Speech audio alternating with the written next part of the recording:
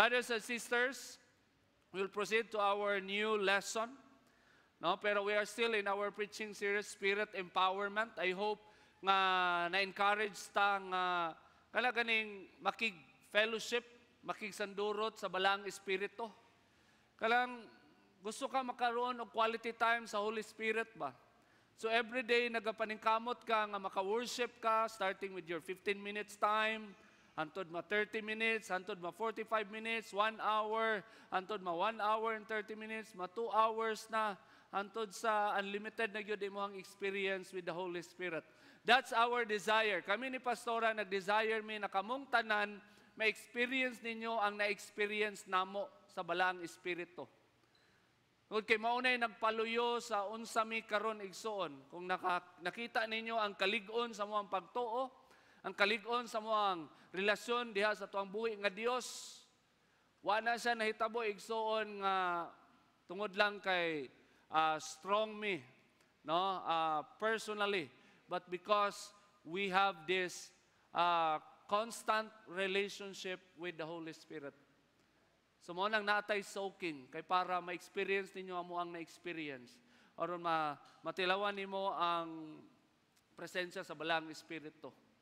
Okay, if you want to study the anointed people who were used by God supernaturally, ang ilahang fellowship sa balang espiritu, ang ilang intimacy sa balang espiritu, grabe kalalom.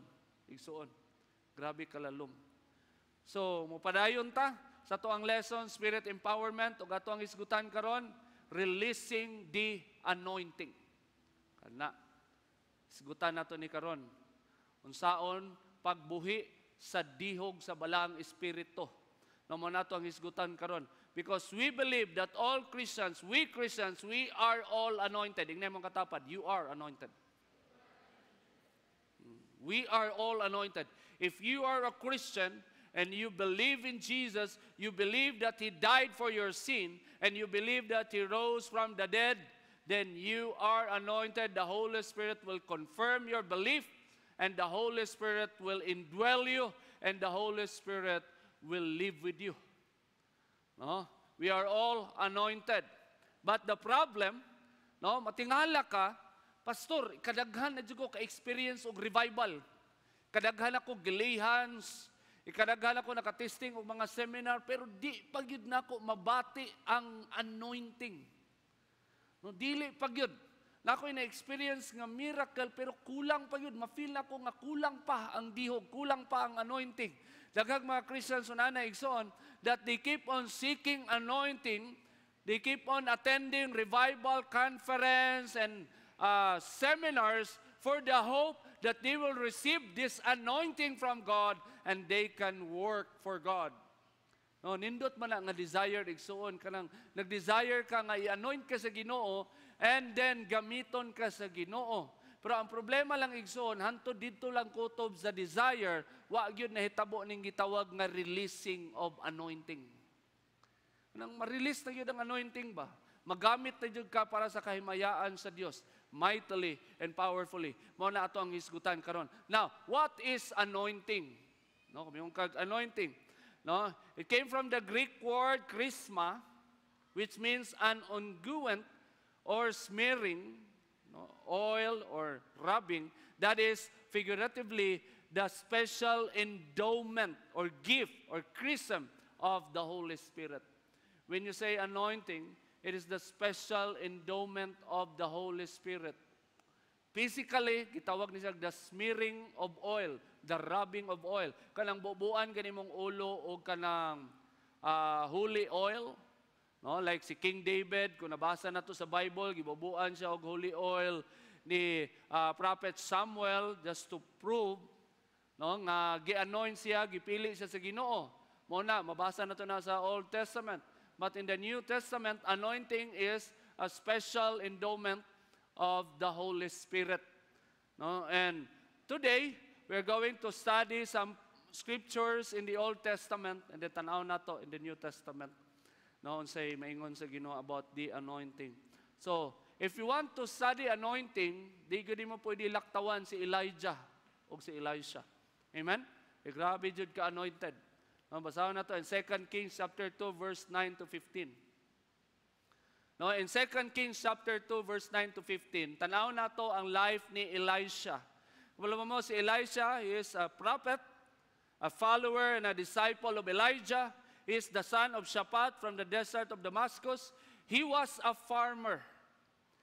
And he was a very devoted disciple of Elijah. No, si Elisha igsoon, farmer na. Sadiyang gitawag siya sa Ginoo, nahimamat siya ni Elijah, ang gitrabaho ni Elisha, no, nagdaro. No? Kayong ka, pastor, ako, di ko kabati, pastor, nga tawagon ko sa Ginoo, gamiton ko sa Ginoo, kay wako kahumag eskwela. Tapos ako ang trabaho, ubos na kay, dili opisina. No? Kanang, ordinary na kay kong pagkatao, unsa na lang si Elisha. Mangdadaro, farmer. Pero gihimong propeta sa Dios. Gigamit sa Ginoo, labaw pa sa paggamit niya kay Elijah. No? Sumuna siya ato ang tanawon igsuon. Makita na to dinhi nga ang Ginoo wala nagtan-aw sa imuhang status. Unsa ka, unsa imuhang status sa society. Unsa kadaghan ang imong kwarta o naa ba kay kwarta kabtangan o wala. Wala nagtan-aw ang Ginoo dinhi igsuon. No, lahi ang pananaw sa Ginoo, lahi ang perspective sa Ginoo kung mutawag siya, kung mugamit siya og tao. So tanaw na to in verse 9. Let's read. When they had crossed, Elijah said to Elisha, sa dihang ni labang sila sa Jordan, kay gipikas ni Elijah ang Jordan, and then niagi sila, nilabang sila, paghuman nilag labang, mo na ingon ni Elijah kay Elisha, tell me what can I do for you before I am taken from you. Kay nag-ingon na ang Ginoo kay Elijah, o sa mga propeta dito sa Israel nga kuwaon na sa Ginoo si Elijah. So niingon si Elijah kay Elisha, tell me what can I do for you before I am taken from you. So muna itubag ni Elisha, let me inherit a double portion of your spirit. Elisha replied. Ipangutan na siya, before ko mawala, unsa man imong gusto nga buhaton ako sa imo. Yang ingon ni Elisha, tagay ko kanang mas dubli pa sa imong anointing. Pwede din na, no? Pastor Glenn, tagay ko double portion imong anointing, be. Pasabot ana sa digsuon, mamatay nako. Mamatay nako. Kato ka Elisha, tinuod ba ito? Kwaon naman siya sa Ginoo, wa siya nalain, pero gimo akong pangayuan ana agoy. Nung ka pastor, mamatay naman siguro ka. No, kag double portion of spirit. So manay gipangayo ni Elisha in verse 10. You have asked a difficult thing, Elijah said. Ningon si Elijah, imong gipangayo, lisod kay na. Kay kabalo si Elijah nga ang Ginoo ra may makabuhat ana, tao ra baya siya. Ang gipangayo ni Elijah nga double portion of Elijah's anointing is a very difficult thing. Pero mo ni gingon ni Elijah, yet if you see me when I'm taken from you, it will be yours, otherwise it will not.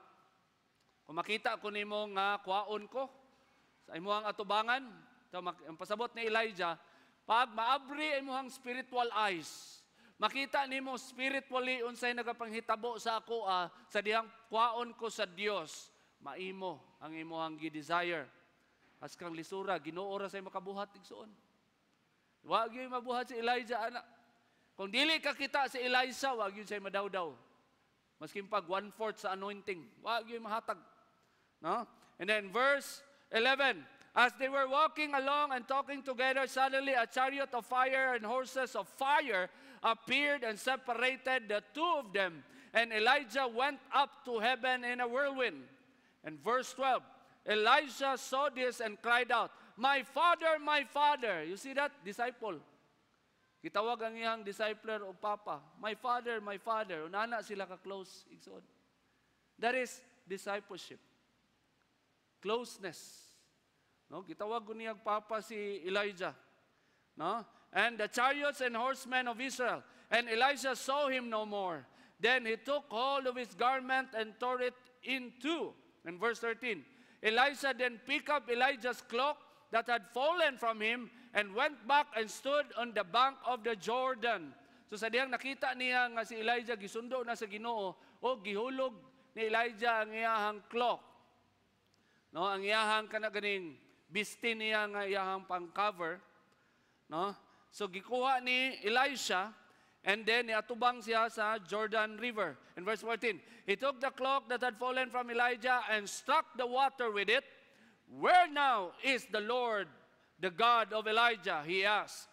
And then when he struck the water, it divided to the right and to the left, and he crossed over. So nadawatan yun ni Elisha ang double portion of anointing. Verse 15, the company of the prophets from Jericho who were watching said, the spirit of Elijah is resting on Elisha. Na-confirm, nakita sa mga propeta dito, nga naa na yun ang espiritu ni Elijah kay Elisha. And they went to meet him and bowed to the ground before him.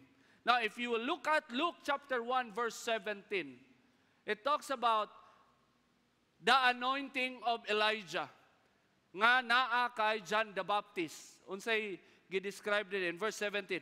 And he will go on before the Lord, talking about John the Baptist, in the spirit and power of Elijah. And take note, si John the Baptist igsoon, wag yun na ni-perform ang miracle. Kasi mayroon ka, Pastor, Elisha, di mi ka-relate, anak. Kay kuyaw mo kayo, nipikas og Jordan River.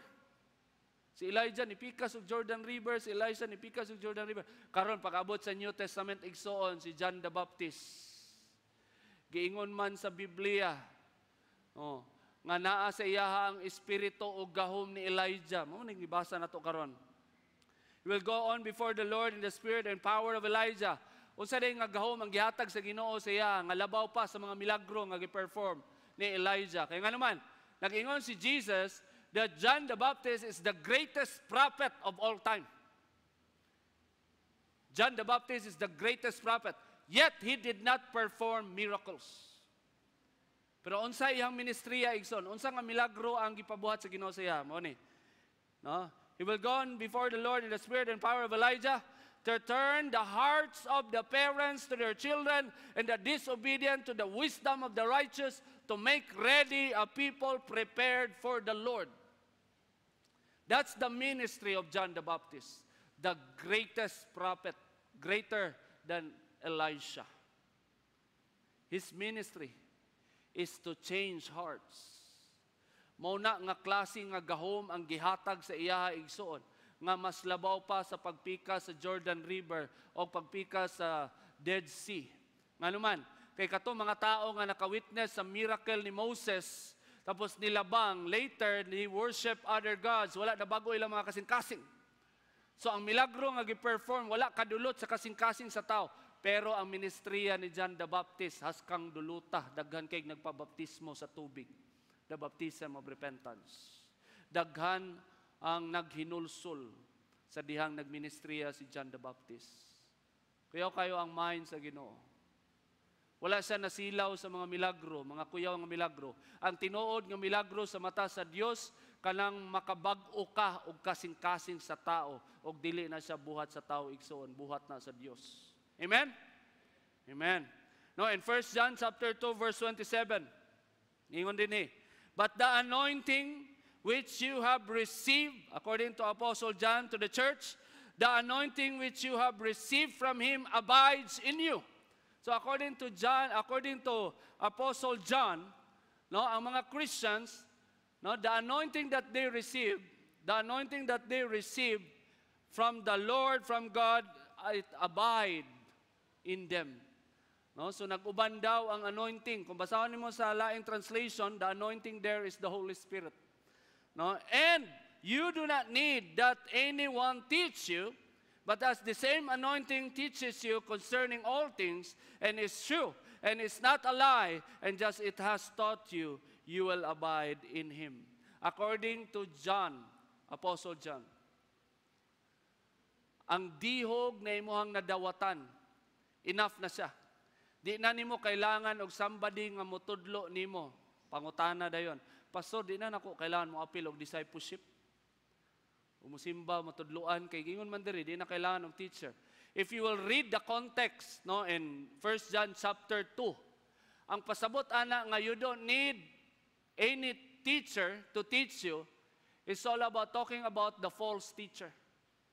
Di nimo kailangan og lahi nga mga manunudlo mga false teacher nga nagtudlo og mga dili tinuod nga pulong sa Dios. Kaya gingon man diri, the anointing teaches you concerning all things. Pasabot, in the Lord, ang pastor, imong discipler, mga leader nimo sa church, diha ni flow ang anointing, gigamit sila sa Ginoo kay anointed man pod sila para motudlo nimo. Pero wala gingnan ingon si Apostle John nga dili na nimo kailangan og lahi pa nga mga magtutudlo, false teacher yang pasabot. Nga ang anointing daw mo'y magpalayo sa imo sa mga false teacher. Dili tinuod nga anointed ka tapos nahiwi ka. No, nakay-claim nga anointed ka tapos di-claim ka nga son of God ka. Nga ginadakop na ka karon. Dili na tinuod. Kaya gingon diri ang anointing mutudlo sa imo sa kamatuoran. No, mugiya sa imo sa kamatuoran. No, mutabang sa imo nga makabalo ka unsay kamatuoran. No? And according here, that is the same anointing teaches you concerning all things, and it's true, and it's not a lie, and just as it has taught you, you will abide in Him. So according to Apostle John, all the believers, you already received the anointing. Naana ang dihog diha kanimo. Ang gingon pag yun, dili siya mubiya. Kaya mga Christians, nagatuo sila nga ang anointing mo kanaog, musaka, naiusahay, feeling anointed ka, naiusahay, nawala ang anointing. That's not true. That's not biblical. According to Apostle John, ang anointing nga nadawatan nimo, di na mubiya kanimo, muuban na kanimo, mutudlo na kanimo sa tanang matarong, maayo, ug unsay tinuod nga nagikan sa Dios. Pasabot, if you are anointed, di jud ka mahiwi igsoon. Kay imong paminawon unsa lang may tinuod. Madetect man na nimo, nagingon naman si Kristo ana, my sheep hears my voice and they follow me. Mo man ay giingon. And it's the anointing working through that disciple or believer. So right now, I will share to you practical and biblical ways how to release that anointing. How to release your anointing. Tulo lang, practical lang, na ma-apply na to sa tuang Christian life. First, recognize the move of God in your life. Mag-desire ka, Lord, gusto dyan ako nga makapamuhat dyan ko, Lord. Gusto na ako, Lord, nga i-anoint ko ni mo, Lord. Gusto na ako, Lord, nga makita dyan ako ang anointing sa akong kinabuhi. Pero wala kay faith nga mo recognize sa move sa Ginoo sa imong kinabuhi. Ay mo nakita kay puro lang mga negative. Puro lang mga kanegahan. Mo nay dali ra kay nimo ma-appreciate. Pero unsay move sa Ginoo sa imong life di ka ka-detect. Lisod na sa igsoon. Di jud mahitabo. Dili ma-release ang anointing if your mind and your eyes cannot recognize the move of God. No, in 2 Kings chapter 2 verse 9 to 10, gingon din when they had crossed, Elijah said to Elisha, "Tell me what can I do for you before I am taken from you?" Tapos mo gingon ni Elisha, "Let me inherit a double portion of your spirit." Elisha replied. So ang reply ni Elijah, "You have asked a difficult thing," Elijah said. "Yet if you see me when I'm taken from you, it will be yours. Otherwise, it will not." Pasabot ni Elijah, nangayo kag anointing. O sige, maimo ang anointing, pero mauni siya ang dapat prerequisite sa anointing nga imong ipangayo. If makita nimo unsay buhaton sa Dios, maimo ang anointing. Kuyaw kay igsoon. No, principle na sa Ginoo. Say pasabot ana, nag-desire ka nga gamiton ka sa Ginoo, mayon ka, Lord, gamita ko, Lord. Maluwas akong mama, papa, gamita ko, Lord. Maluwas ang mga silingan, gamita ko, Lord. Mightily, powerfully, maka-perform ko miracle, Lord. Makaampo ko masakiton, maulian sila. Gamita ko, Ginoo, nga mahimo jud kong anointed. Tapos, in your daily life, you cannot see God moving in your life. It's impossible. Di jud ka magamit sa Ginoo. Wala jud anointing magmanifest if dili nimo makita paunsa o giunsa ka pag-bless sa Ginoo. Igsuon. No, dili nimo makita kung giunsa ka pag-bless sa mga gagmay nga butang sa imong kinabuhi. Di nimo ma-appreciate ang grasya sa Ginoo, ang kaluoy sa Ginoo sa imong kinabuhi. Igsuon. Di jud nimo ma-experience ang anointing o wala jud anointing ma-release sa imong kinabuhi Kay diha nga level igsoon ang makita o ma-appreciate unsa ka maayo ang Ginoo sa imong kinabuhi, di man nimo makita. O manay point igsoon. Amen? O kanang makita nimo ang kamaayo sa Dios, grasya biya nas Ginoo igsoon. Same na kay Elisha. Ingnan sa ni Elijah, if makita nimo ni, maimo ang imong gi-desire. No. Walang every time, no, we live every day. No, every time na ma-appreciate nato, Lord, blessing man din ni ako ang asawa. Oh, kinsa naka-realize nga blessing ang ilang asawa? Taas ang kamot. Ilang partner. Amen. Palakpakan na to. Agoy, dungagan ang allowance ani ba? Dungagan ang allowance ani. No, ma-appreciate din mo, blessing din imong asawa, ma-appreciate mo that God is moving through your wife. And then ma-appreciate mo na imong bana, blessing din na imong mama, imong papa. Pamilya nimo, cellphone nimo nga daan, blessing kay maka-text pa ka. Nakuha ninyo ang point? Igsoon. Oh, God, you know, ang Ginoo igsoon, din niya ihikaw ang anointing, imong desire na, Lord, gamita ko para sa imong kamayan. Ang pangutana sa Ginoo, oh, lagi, gamiton ta ka. Pero karon pangutana, ma-appreciate ba nimo tanang blessing nga akong gihatag sa imo? Makita ba nimo sa imong duha ka mata? Nga gipanalanginan ta ka, wati ka pasagdi, wati ka biyae. Importante na sa igsoon. If you want to release the anointing, you have that. You recognize the move of God in your life. Because in 2 Corinthians 5:7, according to the word of God, for we live by faith and not by sight. We live by faith. So every time you see the move of God, you are acting in faith. Every time you appreciate the blessing, you recognize the move of God. Giunsa niya pag-arrange sa imong pamilya. Giunsa niya paghatod ang panalangin. Giunsa niya pag-arrange sa mga problema sa imong kinabuhi. Nakita nimo nga namuhat gayud ang Ginoo sa imong kinabuhi. That is an act of faith. Naa kay faith igsoon. Naa kay pagtuo. And faith is the entrance of God's grace. Pag nakay pagtuig son, mas grabe pa yun. No, mo dahunog, mo baha pa yun ang grasya sa Ginoo sa imong kinabuhi. Muna ang pangutana, naa ba kay faith? Hindi mo katapad, naa ba kay faith? Oh. Kailangan na nimo. If you want to release the anointing, you must have faith in God. You must have faith to see the move of God in your life. Pag mugana imong pagtuig suon, mabawasan ang kanega sa imong hunahuna. Oh, kay mao man ay mo overcome sa atoa. Pag makita nato ang problema labaw sa blessing. Oh, yung ka pastor, problemang dako hantod karon wala pa jud koy trabaho. Oh, problema gyud na tinuod. Pero nakay faith. Nung ka, pasalamat lang gihapon ko, pastor, maski wala ko'y trabaho, makasimba gihapon ko, makakaon gihapon ko, naagihapon ko'y pamasahe, o naagihapon ko'y energy, mga apply, mangita, og laing trabaho. Glory to God. Palakpakan na to ang Ginoo. That is faith. You recognize the move of God in the midst of circumstances. Thoughts to keep. Recognizing the move of God is an act of faith. And you recognize the move of God. You appreciate the blessing of God. You appreciate that you are so blessed by God. No? Na yung mga tao nga dili makapoy og invite sa imo sa church, blessing na sila. No? Kay naa po yung mga tao nga mo invite sa imo para mo inom, magbisyo-bisyo, dili na sila blessing. No? Appreciate na nimo tanang lihok sa Ginoo sa imong kinabuhi igsoon.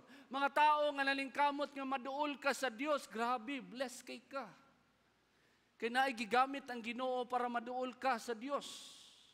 Naigigamit ang Ginoo para makabalo ka unsay tama o unsay mali. Recognizing the move of God is an act of faith. Second, recognizing the move of God produces gratitude. Amen. Pag ma-recognize nimo nga maayo di ang Ginoo sa imong kinabuhi, it will produce gratitude. The more pa jud ka magpasalamat sa Ginoo, Lord, dalaygon ka. Salamat o Dios, bisan pa man sa kapit o sa kinabuhi, wala gayod ni undang ang imuhang panalangin. Makita gayod nako ang panalangin. recognizing the move of God produces gratitude. Magsugod na siya. Pag ma-recognize, ma-appreciate nimo nga nagapamuhat din Ginoo sa imo, magsigi kag dayig sa Ginoo, magsigi kag pasalamat. Though broken-hearted ka kay lisod kay mong kahimtang, no? Pero di nimo ma-deny ang kamaayo sa Ginoo. Matuman ang salmo. Basa ninyong salmo, di ba? Nagkag-salmo dato nga mo share sa bilahang brokenness, problem, pero ang ending, they choose to glorify God. Kaya nana igsoon, that's an act of faith. No? And then it produces gratitude. Third, recognizing the move of God produces more hunger for Him. When you recognize the move of God, it will produce more hunger. Mas uhawon pa jud ka sa Dios. Mas gusto pa jud nimo mahimamat ang Dios. Mas gusto pa jud nimo makita unsa pay pwede buhaton sa Dios sa imong kinabuhi. Diha magsugod ang pagbuhi sa dihog sa balang espiritu. Releasing of the anointing will start when you recognize the move of God in your life. Amen? Ingnan mong katapad, God is moving. Yeah. Second, practical way how to release your anointing. Apply what you have learned. You recognize the move of God, and then you apply what you have learned from God. No, in 2 Kings chapter 2, verse 6 to 8.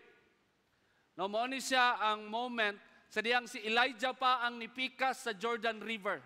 Kaganina ang gibasa nato si Elijah ang nipikas sa in 2 Kings chapter 2. Kaganina ang nabasa nato si Elisha ang nipikas.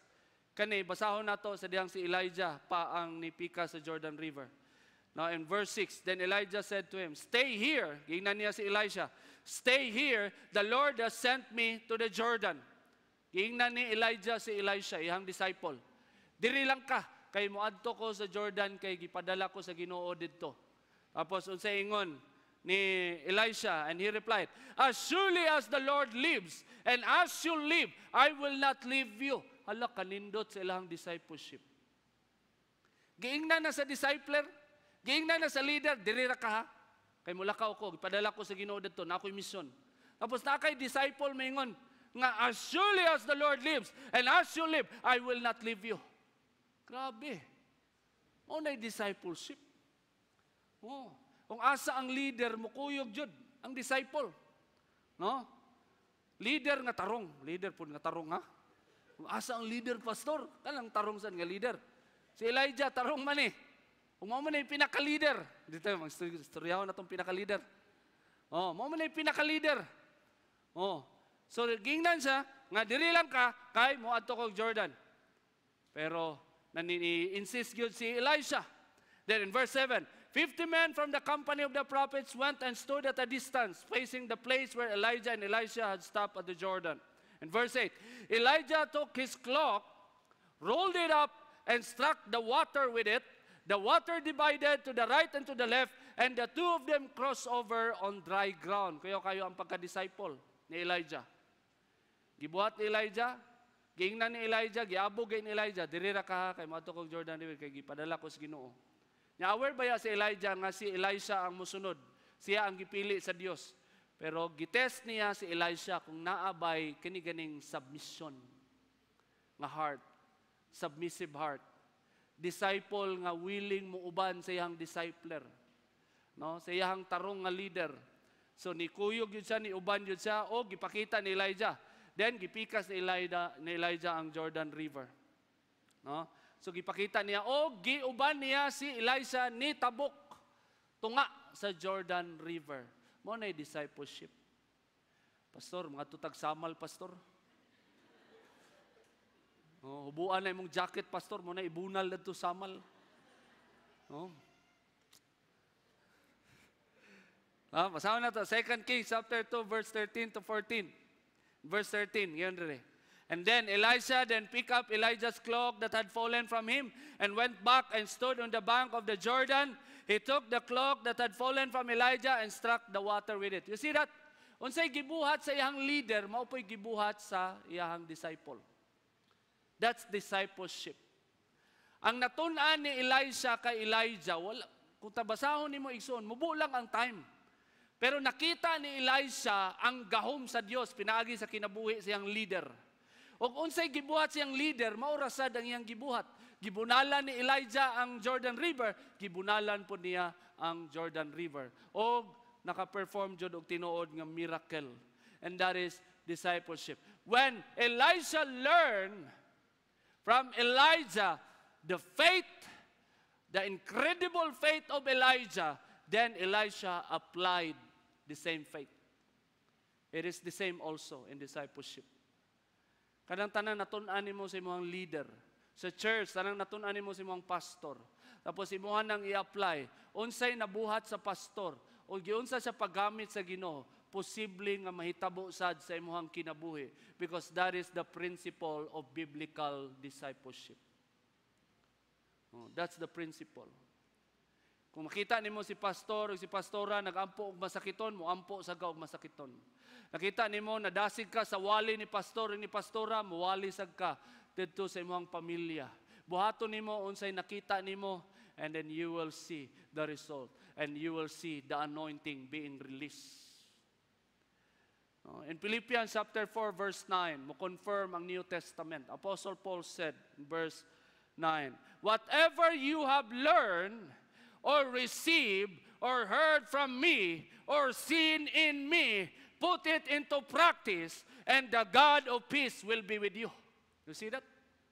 If you want to see God moving in your life, ito Apostle Paul, if you want to see God using your life mightily and powerfully, whatever you learn, heard, or seen from the leader that God appointed over you, apply it, and you will see the God of peace working through you. Makita nimo ang gahom sa Ginoo igsoon. That's the secret. That's the secret. When you learn, when you observe, no, nga ang imuha ang giwali og unsay gibuhat sa leader nga gigamit sa Ginoo, na inspire ka, na uplift ka, na stir up ka, and then buhaton sa nimo igsoon, there you will see the anointing being released. Thoughts to keep. Discipleship prepares you of your anointing. Discipleship prepares you of your anointing. Gusto ka makita nimo nga mamuhat jud ang Ginoo sa imo, ma-release jud, mabuhian jud ang dihog sa balang espiritu. Di walay shortcut ana igsoon. Kailangan nay mo tudlo nimo. Ingay mong katapad, dapat nay mo tudlo nimo. Ug mao na ang leader nga gi-appoint sa Ginoo sa imong kinabuhi. Mao nay mo tudlo nimo igsuon para maandam ka, ma-prepare ka. Nga mamuhat ang Ginoo sa imuha, makita nimo og ma-appreciate nimo. Kay pag walay mo tudlo sa imuha, bisag unsa og lihan sa imuha igsuon, masimpag paglihan sa imuha, lupad ka. Paglihan sa imuha, ni arsa imong buhok. Unsa ba nga miracle mo na experience? Tapos after that, walay ni tudlo sa imuha. Walay ni invite sa imuha sa church. Tapos walay ni disciple sa imuha. Tapos dili ka disciple, dili ka submissive sa leader nga gi-appoint sa Ginoo sa imuha. Walay mahitabo sa imong kinabuhi. Ang kabaliktaran ng mahitabo, mapariwara ka. Ingalaman, kay nagtuo ka nga anointed ka, pero wala kay submissive nga kasing-kasing, mahimo kang hambugiro sa imong sariling pananaw. Abi nimo kuyaw ka, anointed ka, pero nothing di ay ka, kay walay kapadulngan imong pagpangalagad sa Ginoo. Amen? No? Discipleship prepares you of your anointing. Amen? No? Second, knowledge without application will not bring you anywhere of your calling. Nakay natun-an, naminaw yun ka kada Sunday ni pastor, ni pastora. Naminaw ka sa mga discipler. Daghan na kay kag alam, nag-eskwela pa jud ka, nag-Bible school pa jud ka. Daghan na kag alam. Pero pag di nimo na i-apply igsoon, wa joy mo abot. Way kaabutan ang imuhang pagpangalagad sa Ginoo. Because you just learn lots of knowledge, but you have no desire and commitment to apply what you have learned. In other words, you did not obey what Apostle Paul said in Philippians chapter 4, verse 9, that whatever you learn, heard, or seen, apply it, and the God of peace will be with you. Pag di mo na i-obey, magsige lang kag tuki og knowledge, sige ka og receive og knowledge, wa joy mahitabo gihapon sa imuhang Kristohanong kinabuhi. Walay anointing ma-release. Knowledge without application will not bring you anywhere of your calling. Munang matingala ka, grabe naman ako na-experience ang Holy Spirit, pero kulang pa yun. Ang kulang diha, ang pag-apply sa unsay natun-an nimo. Kay pag i-apply na nimo, same kay Elisha, kay kung wala, gisundog ni Elisha ang gibuhat sa iyang leader, di man mapikas ang Jordan River. Di man mapikas. Kung ano yung gi-apply ang iyang natunan. It's same na sa imong igsoon. Sa imong kinabuhi karon makayong ka, pastor, mura kong nagatubang og usa ka sapa nga maglisod ko og labang. Naadto sa pikas ang grabe nga pagpangalagad, pero naa ko diri, pastor. Murag naay sapa sa kong atubangan na maglisod ko og tabok. Unsa ako ang buhaton? Buhata ang gibuhat ni Elisha. Iyahang gi-apply unsay natun-an niya. Sa dihang gi-apply niya unsay natun-an niya, napikas ang Jordan. It's same with you. When you start to apply what you have learned from the preachings and from the discipleship and from the seminars nga gi-offer sa GMC, muhinay-hinay og kapikas ang sapa sa imong atubangan. Amen. Amen. No? You ask your ates and kuyas kato mga nauna din unsay gibuhat nila nganong nagapadayon silang pagpangalagad o naka-experience silang mga milagro. Very simple. They applied our teaching. Amen. No? They applied our teaching. Third, to release the anointing, you must be a doer of God's will.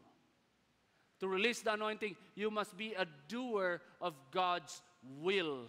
You listen to God's will and you do God's will, then you will be able to release the anointing. If you will not do that, di good ma-release. Bisa kung saon pa. Bisa kung saon pa. Huh?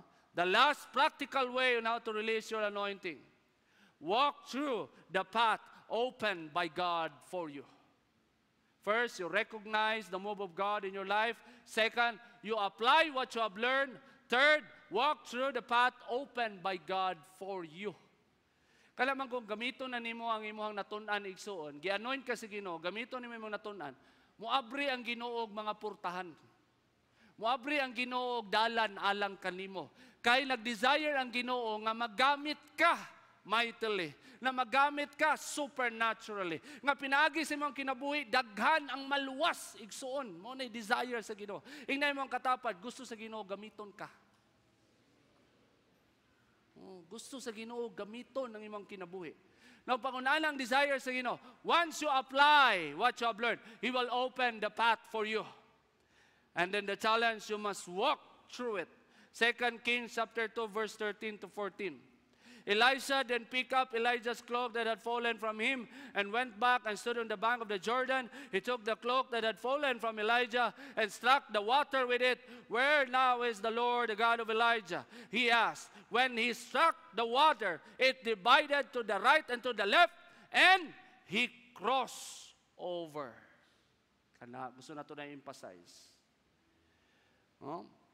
Kuyaw kayo igsoon ang pagbunal tapos napikas ang Jordan River. Pero mas kuyaw tong niagi ka sa tunga sa Jordan River. Grabe imong pagtuo. Kung grabe imong pagtuo sa pagpikas sa Jordan River, mas grabe pag yun imong pagtuo sa dihang mulabang na ka. Nga naman, ay basidig ba impatient ang Ginoo si mo, ngayon kay ka mulakaw. Nya nadagma ka dito, nya matabunan ka, makaingon ka, salig jud ka. While nagalakaw ka, magsigi kag ingon sa Ginoo, Lord, grasya gyud Lord ha. Ayo jud pagkamali Lord nga mo ana lang gamay Lord No, mo salig jud ka sa grasya sa Ginoo. Grasya nga giabrihan sa Ginoo, grasya nga mulakaw ka, taliwala sa giabrihan sa Ginoo. Amen. No, salig jud ka sa grasya sa Ginoo. Mo nang kinahanglan, pag naiabrihan ang Ginoo, sudlon gyud na nimo igsoon. Pag na-open ang Ginoo, dili na siya lalim, dili na siya sayon. Pero ang hangyo sa Ginoo sa imo, ngalan nga giabrihan niya ang portahan alang kanimo sulod gayod igsoon. Kay napay mas dako nga buhaton ang Dios. In 1 Corinthians chapter 16 verse 9, Apostle Paul said, "For a great and effective door has opened to me, and there are many adversaries." Apostle Paul na niingon ha, naaday gabrihan ng Ginoo siya, dako daw kayo, great and effective door being open for him, for the gospel. Pero sa dihang nisulod siya, daghan kay kalaban. Ganahan mo padayon? Sige, ganahan mo padayon, anak. Andamon ka sa Ginoo igsoon. Kay pag once na mga lagad ka, once na i-apply nimo imong natun-an, ma-release ang anointing. Pag ma-release ang anointing, abrihan sa Ginoo ang portahan. Unaw na anig maayo. Abrihan sa Ginoo ang mga opportunity. Karon moingon ka, hana, ang Ginoo na may niabri, hayahay ni Ginoo mura ning paraiso, dili igsoon. Nakatilaw na si Apostle Paul. Very great and effective door has been opened. But there are many adversaries. Daghag babag. Gusto ka magkaroog life connect? Yan ay ningon. Yes. Magpa-life connect ko. Praise the Lord. Dayon dyan eh. Karon ni ulan. Agoy. Karon nag-away. Karon niingon ni balibad. Karon naglangay-langay na. Karon asa naman to siya? Daghag babag. May experience na nimo. Pero ang gusto sa Ginoo, ang hagit sa Ginoo, just walk through it. Kay giabrihan sa Ginoo, tapos mulabang ka, mamuhat ang Ginoo, pinagi si mong kinabuhi igsoon. Amen? No? Ayaw kahadlok.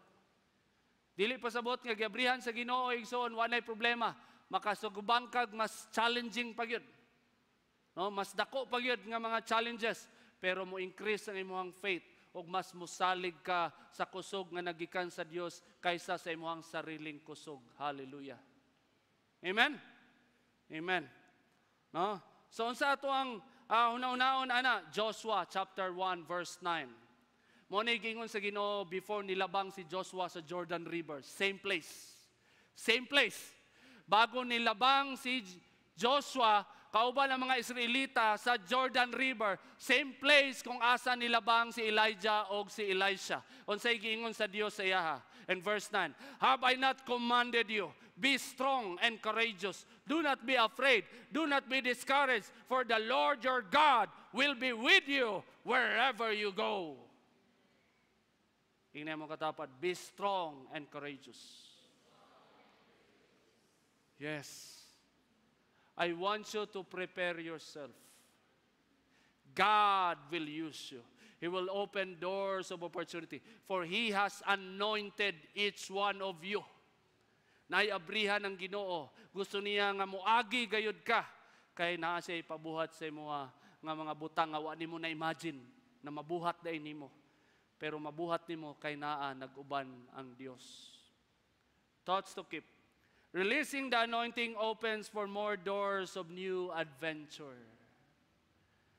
Releasing the anointing open for more doors of new adventure. Pag ma-realize na nimo nga mao din ni principle sa espirituhanon nga kinabuhi. Appreciate nimo nga nagapamuhat ang Ginoo sa imong life. Unsay natun-an nimo sa pastor, unsay natun-an nimo sa discipleship, unsay natun-an nimo sa simbahan, i-apply nimo sa imong life. And then ma-release ang anointing. Makita nimo nga i-bless ka sa Ginoo, makita nimo nga naiabrihan ang Ginoo. And you walk through the path opened by God for you. The moment na ma-release ang anointing, more adventure for you. And next, when anointing is already released, your courage and boldness will dramatically increase. The more pa ka madasig, the more pa mo increase ang imong kaisog pag ma-release na ang anointing. Pasabot, nakasabot na ka, nga gitudluan ka, panahon na para i-apply unsay imong natun-an. Pag imuha ng buhaton, ma-release ang anointing, gamiton ka sa Ginoo, muampo na kag masakiton, muadto na kag ospital, mu-share na ka sa gospel, magbuhat kag mga Bible study, mga-invite ka sa mga siligan. My dear brothers and sisters, the more pag yun mo increase ang imong courage o boldness. Kung sa Bisaya pa, the more pag yun mo baga ang imong naong. Yes.